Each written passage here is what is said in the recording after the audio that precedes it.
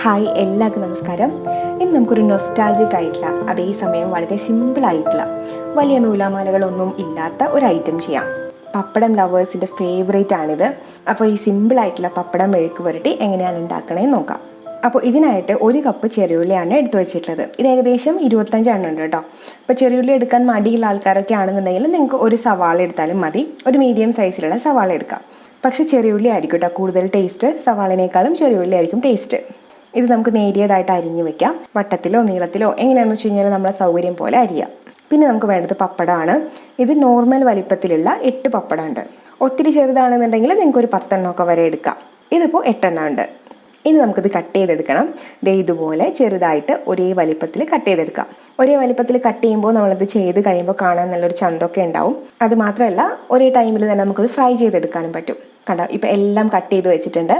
ഇനി ഇത് വറുത്തെടുക്കാനായിട്ട് നമുക്ക് കുഴിയുള്ളൊരു പാൻ വെച്ചിട്ട് ചൂടാക്കാം. ഞാൻ ഇതിലേക്ക് വെളിച്ചെണ്ണയാണ് ഇത് വറുക്കാൻ വേണ്ടി യൂസ് ചെയ്യുന്നത് കേട്ടോ. ഇപ്പോൾ വെളിച്ചെണ്ണ തന്നെ വേണമെന്ന് യാതൊരു നിർബന്ധമില്ല.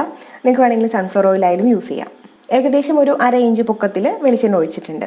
അത് നിങ്ങൾ യൂസ് ചെയ്യുന്ന പാൻ്റെ കുഴിയൊക്കെ അനുസരിച്ചിട്ട് എണ്ണ ഒഴിക്കുക. പാകത്തിന് വലിപ്പം അനുസരിച്ചിട്ട് എണ്ണ ഒഴിക്കുക.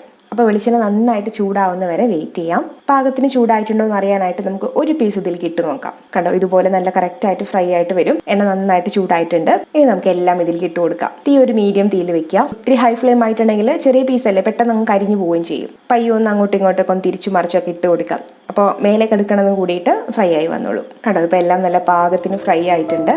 എല്ലാം നല്ല ക്രിസ്പി ആയിട്ട് വന്നിട്ടുണ്ട്. ഇനി നമുക്കിത് കോരി മാറ്റാം.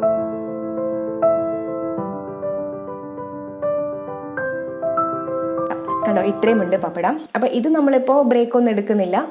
ഈ പപ്പടം വറുത്ത് വെച്ചിട്ട് നമ്മൾ അപ്പം തന്നെ അടുത്ത സ്റ്റെപ്പ് ചെയ്യാൻ പോവാണ്. അതല്ല നിങ്ങൾ പപ്പടം വറുത്ത് വെച്ച് കുറേ നേരം കഴിഞ്ഞിട്ടൊക്കെയാണ് അടുത്ത സ്റ്റെപ്പ് ചെയ്യണമെന്നുണ്ടെങ്കിൽ പപ്പടം ചൂടാറി പോവാതിരിക്കാൻ വേണ്ടിയിട്ട്, ഇത് തണുത്ത് പോവാതിരിക്കാൻ വേണ്ടിയിട്ട് ഒരു ടിന്നിലേക്കോ അല്ലെങ്കിൽ ഏതെങ്കിലും ഒരു പാത്രത്തിലേക്കോ അടച്ചുറപ്പുള്ള ഒരു പാത്രത്തിലേക്കോ മാറ്റാം.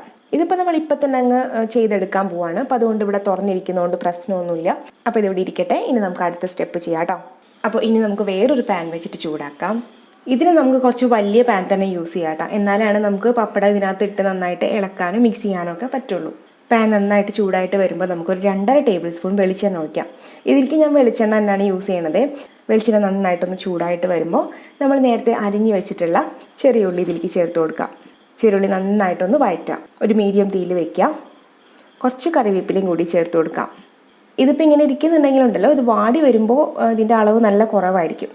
അപ്പോൾ നമ്മൾ ഇതിലേക്ക് ഒരുപാട് ഉപ്പൊന്നും നമുക്ക് ആഡ് ചെയ്യേണ്ട ആവശ്യമില്ല. പിന്നെ പപ്പടത്തിനകത്ത് ഒരു ഉപ്പ് ടേസ്റ്റ് ഓൾറെഡി ഉണ്ടാവുമല്ലോ. അതുകൊണ്ട് തന്നെ നമ്മൾ ഫ്രൈ ചെയ്ത് വെച്ചേക്കുന്ന പപ്പടം ഒരെണ്ണം കഴിച്ച് നോക്കുക. ഉപ്പ് പാകത്തിനുണ്ടോ എന്നുള്ളതൊക്കെ ഒന്ന് നോക്കുക. എന്നിട്ട് നല്ല ഉപ്പുണ്ടെന്നുണ്ടെങ്കിൽ നിങ്ങൾ ഇതിനകത്ത് ഉപ്പ് ചേർക്കണ്ട. ഉപ്പ് കുറവാണെന്നുണ്ടെങ്കിൽ അല്ലെങ്കിൽ ഒരു നുള്ളു ഉപ്പൊക്കെ നമുക്ക് ഇതിനകത്തേക്ക് ചേർത്ത് കൊടുക്കും. ഈ ചെറിയ ഉള്ളിലേക്ക് ചേർത്ത് കൊടുക്കാം കേട്ടോ. അപ്പോൾ ഞാനൊരു നുള്ളു ഉപ്പ് ചെറിയ ഉള്ളിയിൽ ചേർക്കുന്നുണ്ട്. ചില പപ്പടത്തിനകത്തൊക്കെ ഭയങ്കര ഉപ്പ് രസം ഉണ്ടാവില്ലേ. അപ്പോൾ അത് നിങ്ങൾ പപ്പടം ടേസ്റ്റ് ചെയ്ത് നോക്കിയിട്ട് മാത്രം ഇതിലേക്ക് ഉപ്പ് ചേർത്താൽ മതി. കൂടി പോവണ്ട. ഇപ്പം നോക്കിയാൽ ചെറിയുള്ളി നന്നായിട്ട് ട്രാൻസ്പെറൻ്റ് ആയിട്ട് വന്നിട്ടുണ്ട്. വല്ലാണ്ട് വാടി അങ്ങ് ബ്രൗൺ കളറൊന്നും ആയിട്ടില്ല. പക്ഷെ എന്നാലും ഒന്ന് ട്രാൻസ്പെറൻ്റ് ആയിട്ട് വന്നിട്ടുണ്ട്. അപ്പോൾ ഈ ഒരു സ്റ്റേജിലെത്തുമ്പോൾ നമുക്ക് ഇതിലേക്ക് ചതച്ച മുളക് ചേർത്ത് കൊടുക്കാം. ക്രഷ്ഡ് ചില്ലി ചേർത്ത് കൊടുക്കാം. ഞാനിവിടെ 2.5 ടീസ്പൂൺ ക്രഷ്ഡ് ചില്ലിയാണ് ചേർക്കണത്. ഇതൊക്കെ നമുക്ക് എരിവിനനുസരിച്ച് കൂട്ടുകയും കുറയ്ക്കുകയൊക്കെ ചെയ്യാം. നിങ്ങൾക്ക് കൂടുതൽ വേണമെങ്കിൽ കൂടുതൽ ചേർക്കാം. പക്ഷേ ഇത് ഇത്തിരി സ്പൈസി ആയിട്ട് ഇരിക്കുമ്പോഴാണ് നല്ല ടേസ്റ്റ് ഉണ്ടാവുക. ഒരു മീഡിയം തീയിൽ വെക്കുക. എന്നിട്ട് നന്നായിട്ട് വഴറ്റാം. ഈ ചെറിയ ഉള്ളിയും അതേപോലെ തന്നെ ക്രഷ്ഡ് ചില്ലിയെല്ലാം നന്നായിട്ട് മൂത്ത് കളറൊക്കെ ഒന്ന് ചേഞ്ച് ആയിട്ട് വരണം. അന്നേരം വരയ്ക്ക് നമുക്ക് വഴറ്റി കൊടുക്കാം.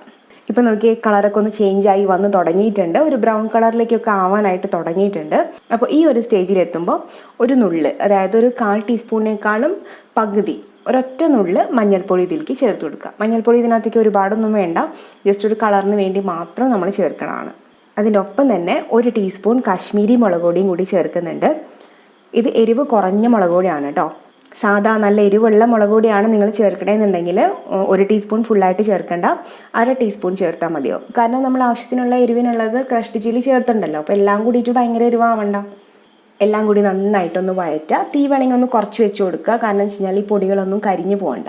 ഈ പൊടികളുടെ ഒരു പച്ചമണം മാറി ഒന്ന് എല്ലാം നന്നായിട്ട് മൂത്ത് വരണ വരെ വഴറ്റുക.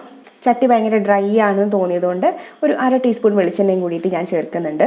കുറച്ച് നേരം കഴിയുമ്പോൾ കണ്ടോ, ഇതുപോലെ പൊടികളെല്ലാം നന്നായിട്ട് മൂത്ത് കളറൊക്കെ ഒന്ന് ചേഞ്ചായി നല്ലൊരു സ്മെല്ലൊക്കെ വന്നു തുടങ്ങും.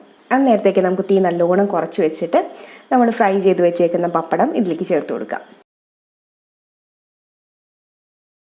എന്നിട്ട് ഇതുപോലെ നന്നായിട്ടൊന്ന് മിക്സ് ചെയ്ത് കൊടുക്കാം. നമുക്ക് ഏത് സ്പൂൺ വെച്ചിട്ട് വേണമെങ്കിലും മിക്സ് ചെയ്യാം. പക്ഷേ ഇങ്ങനത്തെ സ്പാറ്റില പോലത്തെ ഇതാണെന്നുണ്ടെങ്കിൽ നിങ്ങൾക്ക് കുറച്ചും കൂടി ഇങ്ങനെ മറിച്ചിടാനൊക്കെ എളുപ്പമായിരിക്കും. പപ്പടം പൊട്ടി പോവാണ്ട് നമുക്ക് ഈസി ആയിട്ട് ഇങ്ങനെ മറിച്ചിട്ട് കൊടുക്കാൻ പറ്റും. അല്ലാതെ ചുമ്മാ മിക്സ് ചെയ്താലും കുഴപ്പമൊന്നുമില്ല കേട്ടോ. നമുക്ക് പപ്പടം പൊട്ടാതെ നോക്കിയാൽ മതി.